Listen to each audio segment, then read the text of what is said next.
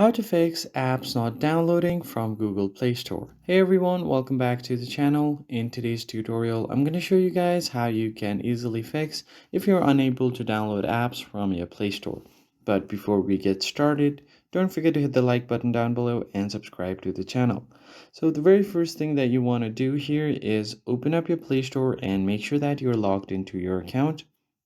Now, once you are logged in, the first thing that you want to make sure is that you have a stable internet connection. Because if you don't have an internet connection, then you are not able to download the apps. Once you ensure that you have a stable enough internet connection, tap on your profile icon, and then from here, you're going to tap on settings. Now, tap on the general option. Here you will see the app install optimization. Make sure that this is turned on, and then you want to tap on the network preferences.